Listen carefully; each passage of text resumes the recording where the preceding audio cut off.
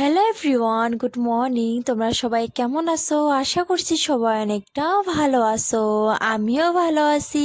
Angel lifestyle ব্লগে তোমাদের সবাইকে ওয়েলকাম। আজকে আবার একটা নতুন ব্লগ নিয়ে তোমাদের মাঝে চলে আসলাম। জানি না আমার এই ব্লগগুলো তোমাদেরকে কেমন লাগে, তবে হ্যাঁ, যদি আমার ভিডিও করতে কিছু ভুল হয় থাকে তাহলে তোমরা কমেন্ট করে জানাবে। কিন্তু তোমাদেরকে ভিডিওতে নতুন নতুন কিছু দেখানো আমি অনেক চেষ্টা করি। আজকে বোনের বাড়িতে আমাদের দ্বিতীয় দিন। কালকা যখন আমি বোনের বাসায় আসছি তখন জিজু আমাদেরকে বাসায় রেখে একটা কাজ ছিল, জিজু সেখানে চলে গেছে। আজকে আবার আসার পথে জিজু অনেকগুলো ফুল এনেছে। এই ফুলগুলো অনেক ভালো লেগেছে। ফুল যেরকমই হোক না কেন, ফুলের প্রতি সবার একটা আলাদা ভালোবাসা থাকে। তার মধ্যে যদি এত সুন্দর সুন্দর কালারের ফুল থাকে তাহলে তার কোনো কথাই নেই। তোমাদেরকে তো কালকের ভিডিওতে বলেছি যে আমি বোনদের বাড়িতে শোভা দেখতে এসেছি, তাই এখানে সবার জন্য প্যান্ডেল টানাচ্ছে, তাই আমরা 3 বোন মিলে দেখতে এসেছি। প্যান্ডেল টানানো দেখতে এসেছি, তখনই অনেকটা ঠান্ডা লেগেছে। বোনকে বললাম উনুনে রান্না করো। বোন আমার কথা মতো উনুনটা ধরাচ্ছে। উনুনটা ধরানো হয়ে গেলে বোন এখানে ভাত উঠিয়ে দেয়। যখনই ভাতের মাঠটা চলে আসে তখনই ভাতের মাঠটা ফেলিয়ে দিয়ে ভাতটা নামিয়ে নেয়। তারপর বোন এখানে শাক সিদ্ধ করে নামিয়ে নিয়ে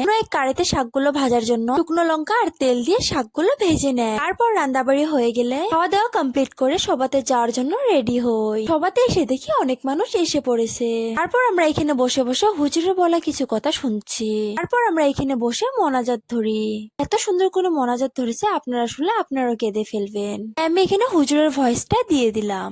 السلام على رسوله الكريم وعلى آله وأصحابه أجمعين يا أرحم الراحمين يا أرحم الراحمين يا ذا الجلال والإكرام يا حي يا قيوم يا حنان يا منان আল্লাহ গুরুস্থানের উপলক্ষে আল্লাহ যে যুবক কুমতি আল্লাহ তোমার কোরআন হাদিসের মাহফিলের আয়োজন করছেন আল্লাহ, আল্লাহ এদের তমাম জিন্দগির গুনাহ খাতারে মাফ করে দাও।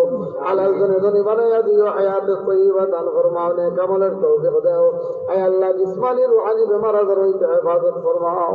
আমিন। আয় আল্লাহ 1 টাকা থেকে নিয়ে আল্লাহ হাজার হাজার টাকা দ্বারা আয় আল্লাহ আমার বন্ধুরা এবং আমার মা বোনেরা আল্লাহ সদকা খয়রাত করেছেন, আল্লাহ প্রত্যেকের মা বাবার তমাম জিন্দগির গুনাহ খাতারে মাফ করে দাও। আয় আল্লাহ আমাদের মা বাবার কবরকে রিয়াজুল জান্নাত বানায়া দাও। আয় আল্লাহ আমাদের আমাদের মধ্যে বহুদের মা নাই, বাবা নাই। আল্লাহ ঈদের দিন আসলে আল্লাহ, ঈদের দিন আমরা নিজের চোখে দেখেছি আল্লাহ, আমাদের আম্মা আব্বা আমাদেরকে নতুন লঙ্গি, নতুন শার্ট, নতুন টুপি পড়াইয়া দিছে আল্লাহ।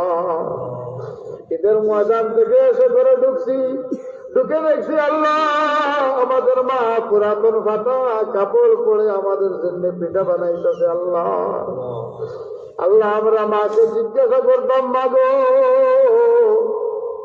ও মা তুমি কেন নতুন কাপড় কিনো নাই? মা হাও হাও করে কান্দে আর বলে, বাবা রে, অভাব অনটনের জন্য কোনো মতে তোমাদেরকে কিনে দিলাম, মা কিনতে পারি নাই। আল্লাহ আল্লাহ এমন রাত্র গেছে আল্লাহ, পৌষ মাসের শীত ছিল, ঠান্ডা ছিল আল্লাহ, অভাবের দিন ছিল, কথা বালিশের অভাব ছিল আল্লাহ। আমরা বাহু আর পেশাব করেছি আল্লাহ, মা সারা রাত পেশাবের উপরে ঘুমাইছে, আমাদেরকে পেশাবের উপরে রাখে নাই আল্লাহ। আজকে আমাদের মধ্যে আল্লাহ অনেকের এই জনম দুকুনি মাও নাই, বাবা নাই। আয় আল্লাহ আমাদেরকে লেখাপড়া করাইবার জন্য বাবা গুয়াহাটি গেছে, কত জায়গায় কাজ করার জন্য গেছে আল্লাহ। যে ঘরে কাজ করছে আল্লাহ একটু ভুল হলে ওই বাড়ির মহাজনে কত রকমের গালি গুরাজ করছে আল্লাহ। আমাদের বাবা আমাদেরকে মানুষ বানাইবার জন্য কত মানুষের ঘরে গিয়া গুলামি করছেন আল্লাহ। আল্লাহ যাদের মা বাবা আছেন হায়াত বাড়াইয়া দেও, তোমার আজার সেবা করে দেও, নজওয়ানদেরকে মা বাবার খেদমত বেশি বেশি করার তৌফিক দাও। আমাদের মধ্যে যাদের মা নাই বাবা নাই, আমাদের মাহি বাবার কবরকে রিয়াজুল জান্নাত বানায়া দাও। মাগফিরাতের ফয়সালা ফরমাও, জান্নাতুল ফিরদাউসের ফয়সালা করিয়া দাও। আয় আল্লাহ, এই এলাকার যত আমার মা বোনেরা ঠান্ডার দিন আল্লাহ তোমার দিনের কথা শোনার জন্য অংশগ্রহণ করছে আল্লাহ, আমার মা বোনদের হায়াত বাড়ায়া দাও,